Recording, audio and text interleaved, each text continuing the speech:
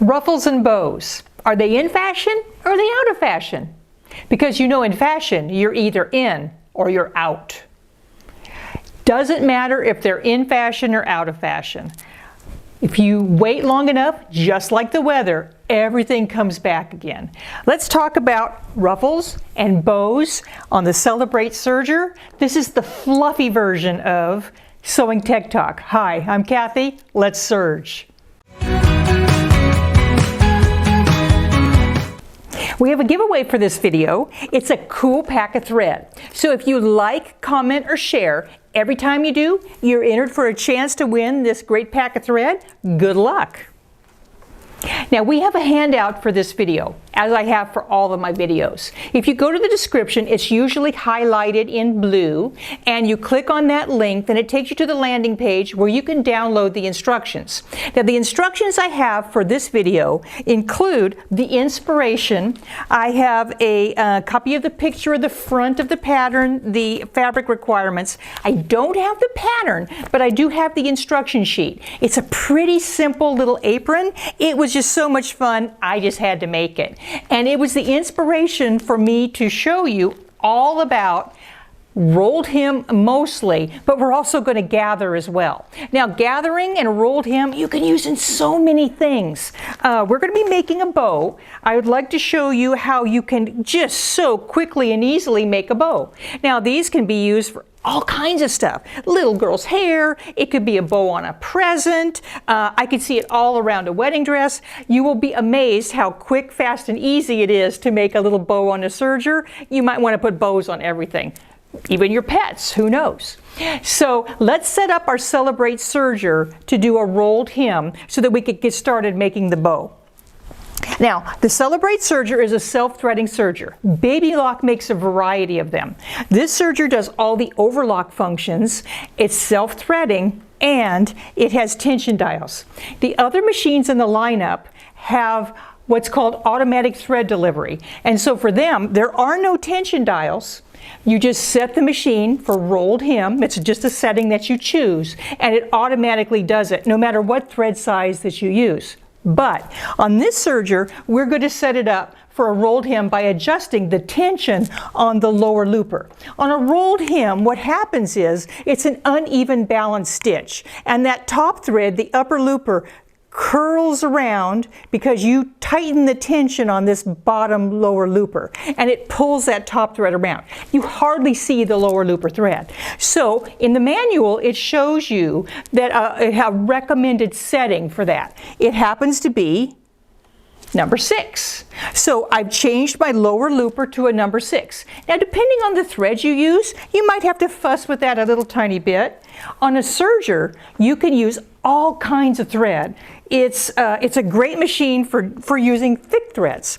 Now I really don't use a thick thread when I do a rolled hem. If you want to do a thicker thread and have a more pronounced edge, there's another stitch that you can choose, and I talk about that in the handout. But these threads are very large and it creates kind of a clunky rolled hem. Can you do it? Yeah, but you're going to mess with your tension setting a little bit on this serger.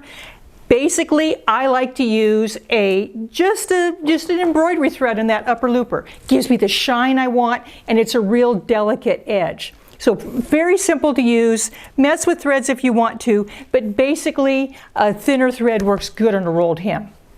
Now let's change the machine to be able to do a rolled hem really easy. The Celebrate Serger has a cutting blade, as all sergers do.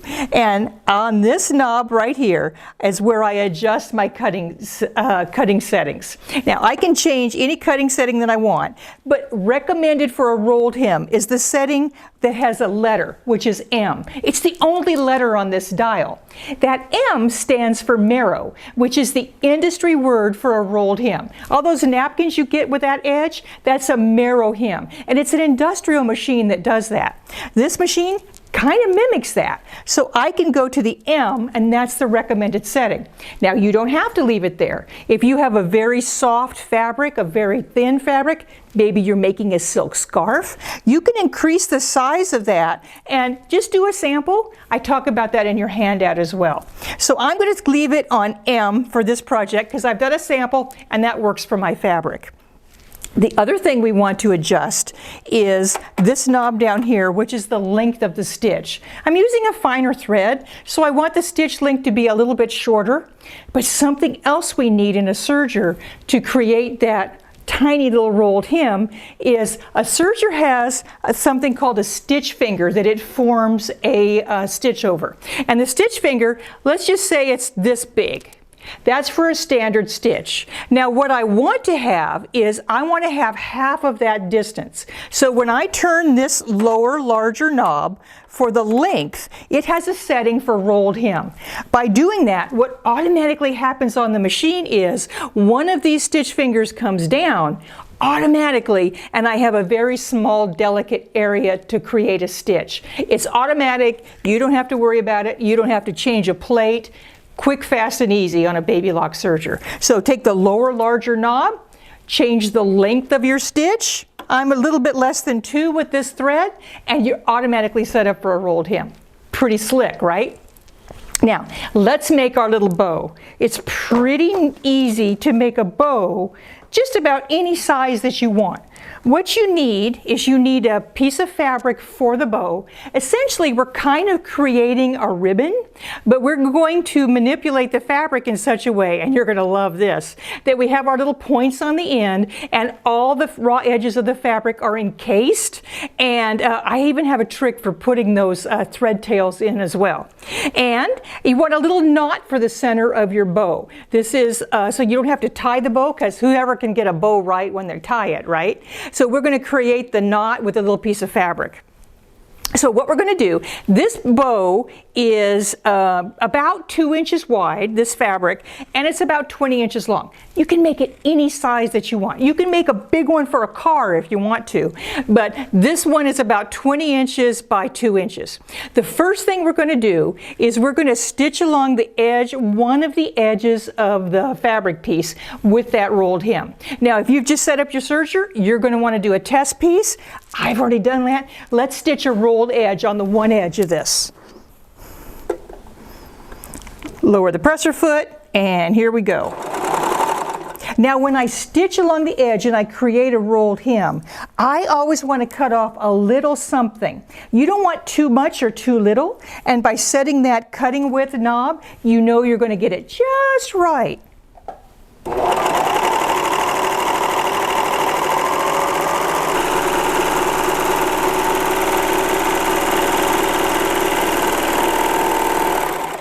There's a cutter on the side, and I have a really nice rolled hem. Now, sometimes a rolled hem come out a little bit tweaky. What you do is you kind of pull your hand along the edge, and it sets everything in place. Really, really nice. Now, here's the trick. What we're going to do is we're going to stitch this other side of the bow, and we're going to take this part that we've already sewn, and we're going to fold it under. By folding it under, we're going to stitch along this edge, and it's going to encase this raw edge at the very same time. Now, one thing to think about is you have a pointy point up here. If your fabric is extremely delicate, there's a trick that you can use to get that point stitched in there. Now, I've practiced on this fabric, and I know it's going to pull in just fine. So what I'm going to do is I'm going to stitch along this edge. I'm going to make a point at this end and a point when I get down here. I want a long tail because I want to be able to pull that tail in so that it's not showing when I do my bow. So here's my tail in the back. I'm just going to stitch in the air a little bit and give myself a long tail. We're going to cut that off later after we do our point. Now I want to feed this in, so I'm cutting off that edge just like I did on the other side. When I come down here, I'm going to slow up just a little bit, and because it's a little bit more bulk there, but it's not bad.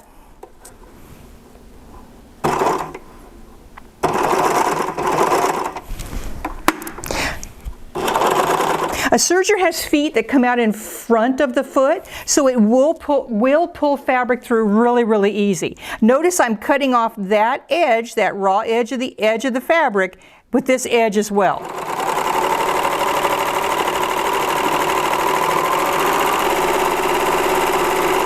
Now I'm going to do the same thing until I come to the very end. And I'm going to take that end and I'm going to fold it up just like I did at the beginning. I'm going to cut that off, and when I serge off, I'm going to serge off that long tail again.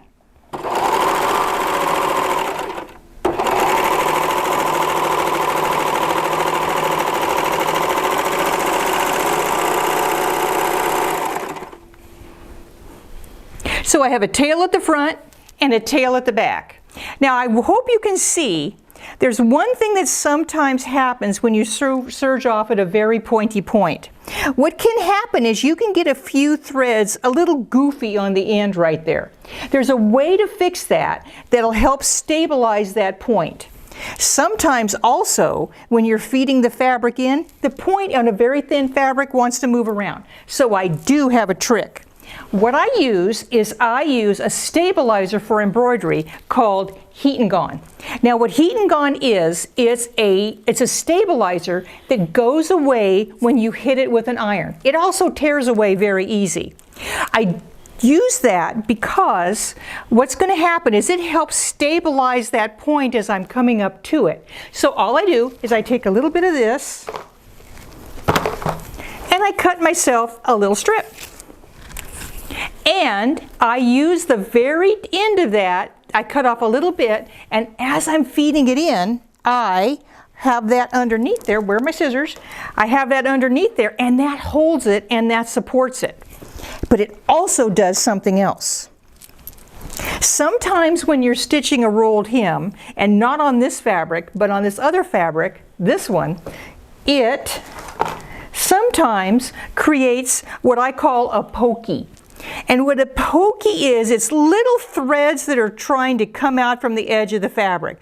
If you can see that, see how the little edges, the threads stick out just a little bit? It's not the fabric's fault, it's not the machine's fault. It's those edges of the threads starting to come out. So let's recreate that on this little piece of sample fabric, and let me show you how that works. So here's my little piece of Heat and Gone. It's going to help me do a point when I get started. So I'm just going to take it, I'm going to put it under the needle of the machine, really, really close. I'm going to take a couple stitches to hold it in there. Now, what I want to do is I want to use this little strip of Heat and Gone stabilizer on the top of the edge of my fabric. And what it's going to do, it's going to help the machine pull that fabric around and over. Why does it eliminate the pokies? Well, it's a piece of plastic, if you will, and it's going to pull it around and keep those threads from escaping. It's a heat away stabilizer. So even if I iron it to remove the stabilizer, the thread insulates it and it stays in that stitch to support it for the life of the stitch. It's pretty cool. So I'm going to put it on here. I'm going to put it so that it's being cut away along with my fabric. I'm just going to serge. It's clear so I can easily see the edge of my fabric, and it's going to pull that fabric underneath and really help me get that perfect stitch without the pokies.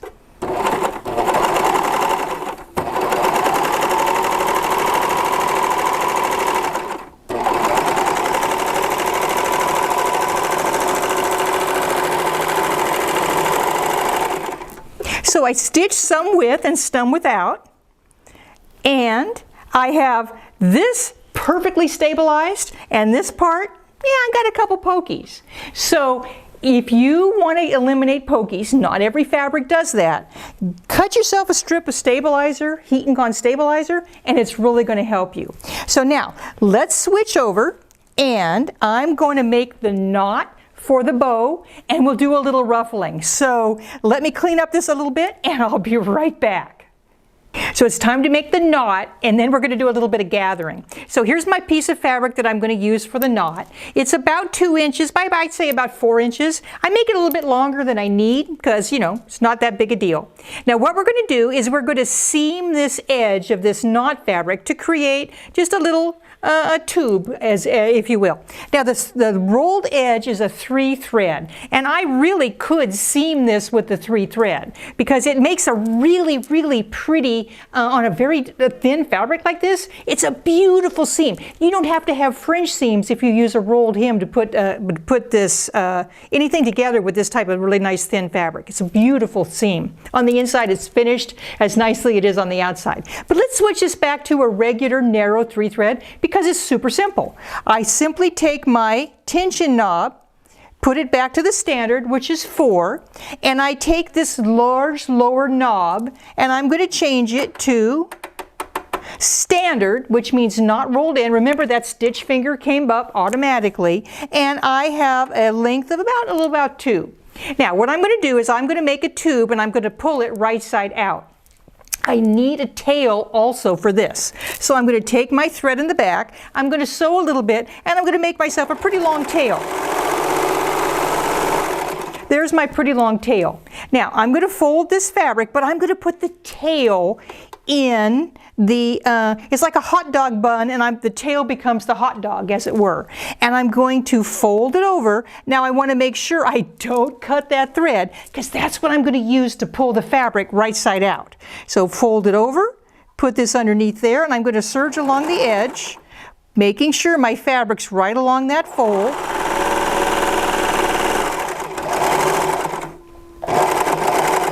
This works for even those skinny things that you want to pull through. You just have to make sure you don't have the thread caught in that serger seam. So here's the magic. I pull this and it's going to automatically, well, maybe get it started here, pull that tube through using that serger thread to pull it through. It's really cool.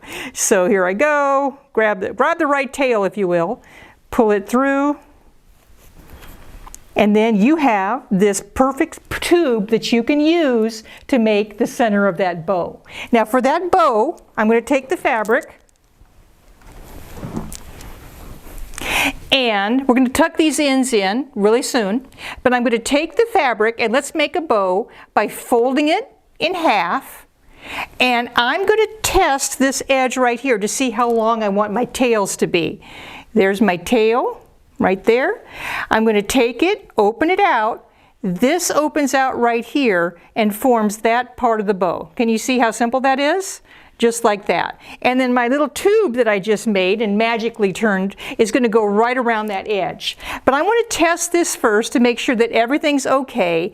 I am going to sew this part right here just to make sure everything doesn't pull out. Now I can use that same stitch that I just did to put that tube together. I don't want to cut this time. I can turn the knife down just as easily as turning that knob. Put this right here like this. I want to sew right along there. I just put it underneath and just put a seam right in the middle.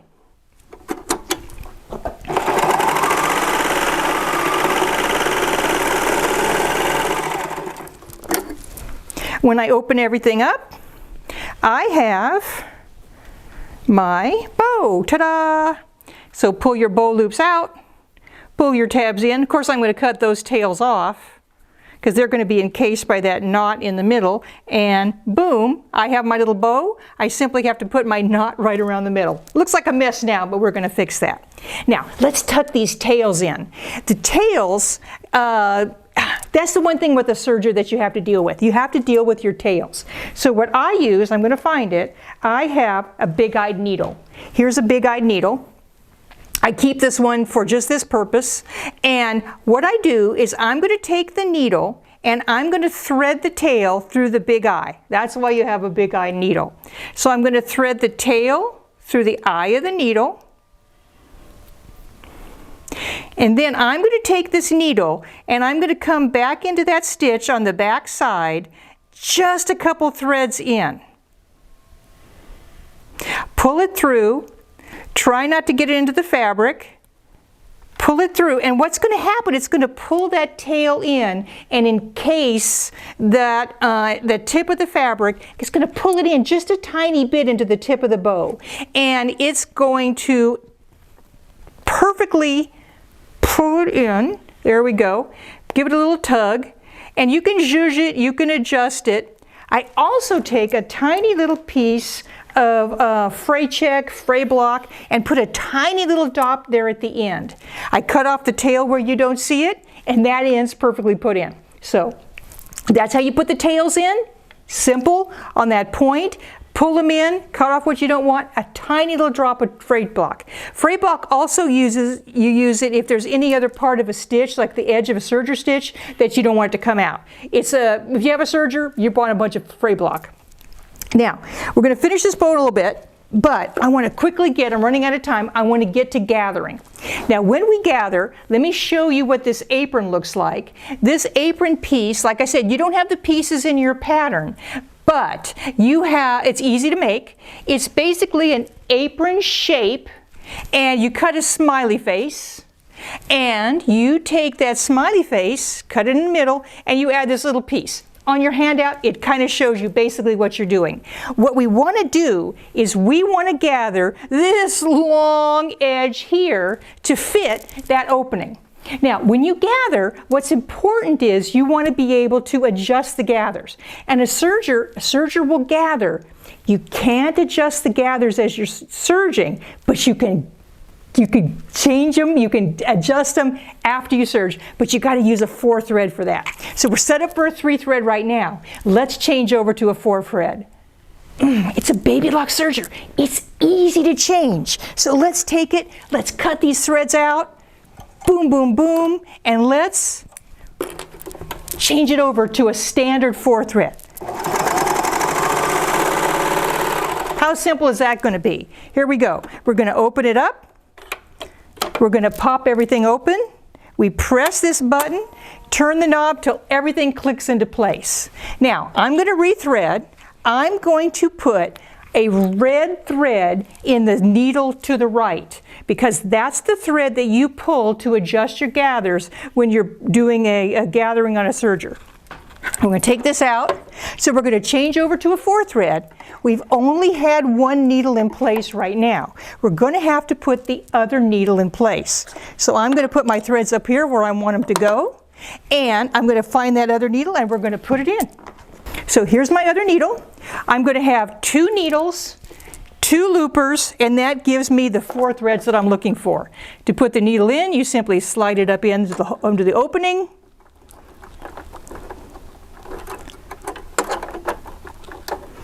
And tighten it up with a screwdriver. I'm going to thread my loopers by taking my thread and simply putting them in the hole where they need to go. Here is my upper looper thread. Let's find the end of it. That's what's key. Up, down, click it into place. I'm going to thread the upper looper, stick the thread in. Now push the lever and oops, magic happens. There's my upper looper. Let's do the lower looper.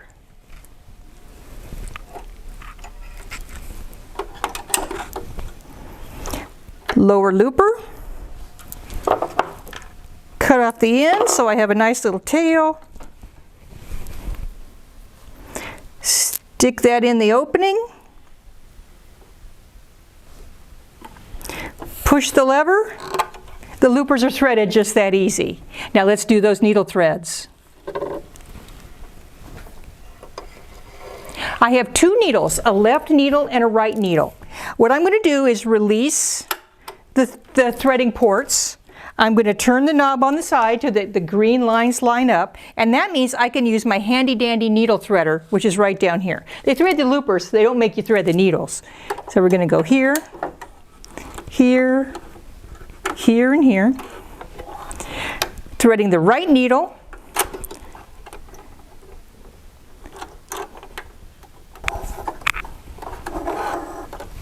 Now I'll thread the left needle.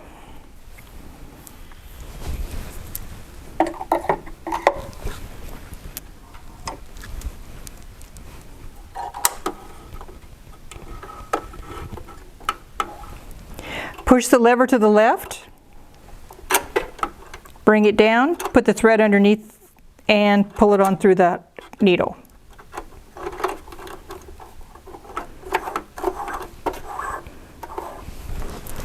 Now I'm all threaded for a 4 thread. I'm going to adjust my settings to make sure I have what I want. I'm going to put that knife back up by sliding this. I want a really wide stitch this time. I just turn this knob all the way up. Everything adjusts automatically for me. And I'm going to get ready to serge. Now this serger has a differential feed. That's on the side right here. And when I come, there's even a picture, it shows the thread gathering on in, the fabric gathering on in. I simply put that lever all the way up. And that 2 represents the fact that it's going to try to gather twice what I need. I actually need more than that. No big deal, we can adjust it. You're going to like this. So I'm going to take my piece and I'm just going to serge along that edge. Now you can get a foot for this machine that's called the Ruffling Foot. And you can gather and sew to a flat piece at the same time. However, I have a heck of a lot of ruffle here, and I'm not sure I'm going to have enough. I wouldn't be able to place it with that foot. So I'm just going to gather it, gather the ruffle, and then I can adjust it and not sew it to the other piece. If I was to use that ruffling foot, it would help me gather just a little bit more. So I'm going to gather along this edge of this ruffle that's going to go on the bottom of the apron. I'm simply going to put it underneath the foot of the serger, and because I have that differential feed engaged, it's going to gather everything up. Now at the beginning, maybe I don't want it gathered so much. I literally can adjust this lever, the differential feed, on the fly. So I'm going to start to gather just a little bit along the edge. But now that I've come in a little bit, let's kick it up a notch. Can you see how much it's gathering it?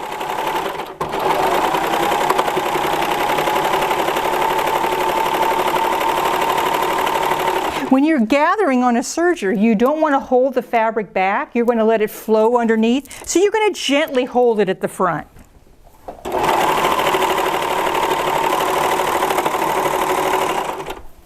Now I'm coming to the end. I don't want this gathered as much. So I can simply put my lever down and it won't gather as much.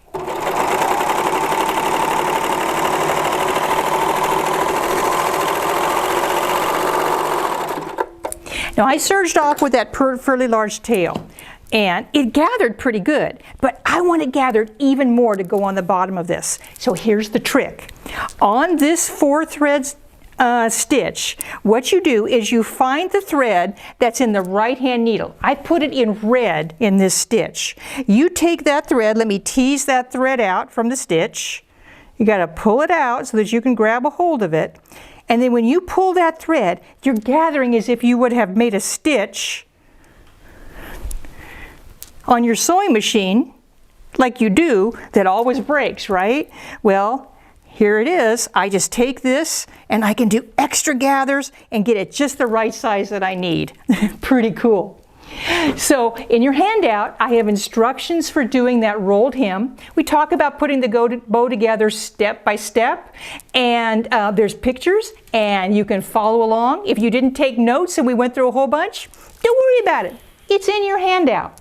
So the Celebrate Serger makes any kind of serging pretty simple. You can do all kinds of fun stuff. You can make an apron faster than you can make a batch of cookies. So Celebrate Serger is great. I hope you enjoyed making some rolled hems and doing some gathers.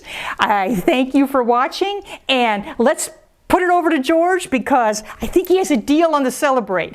All fluffy. Thanks, Kathy. That was a great presentation as always.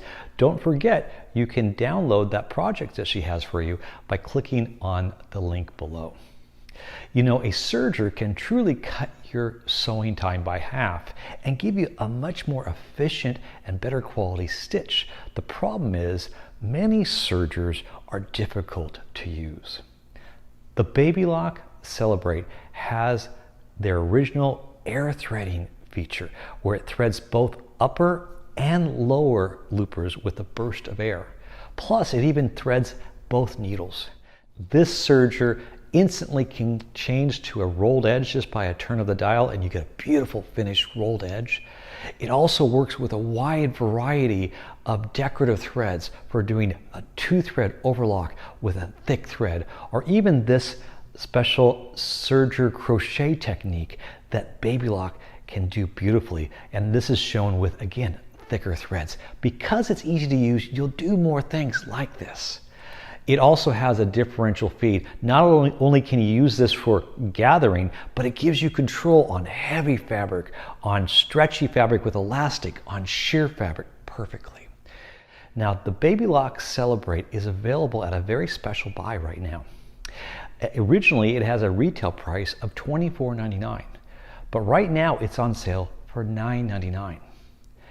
But wait, we're including a special bonus. A bonus that includes all this wonderful decorative thread by Sulky and Madeira, as well as a 6-month online training membership by Baby Lock. This has a value of over $500 combined, and it's included free. Plus, we are not charging for shipping, and we have 0% financing available. But this is only while supplies last, so don't wait. Click on the link here.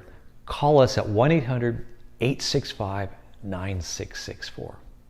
At Moore's, we carry the full line of Baby Lock sergers, from the most basic Baby Lock Vibrant, which offers an incredible quality serger on sale right now for $399, of course, to Celebrate, as well as the popular Victory, Acclaim, and even the top model Baby Lock Triumph 8-thread serger that threads not only the loopers but all the needles with a burst of air, and can do up to 8 threads in combination, as well as the cover hem. And this is an amazing product. Speaking of cover hem machine, the cover stitch on the Euphoria is so amazing, where you can sew stretchy knit and active wear, and it gives you a flexible seam, but this also has automatic thread delivery, so there's no tension adjustments.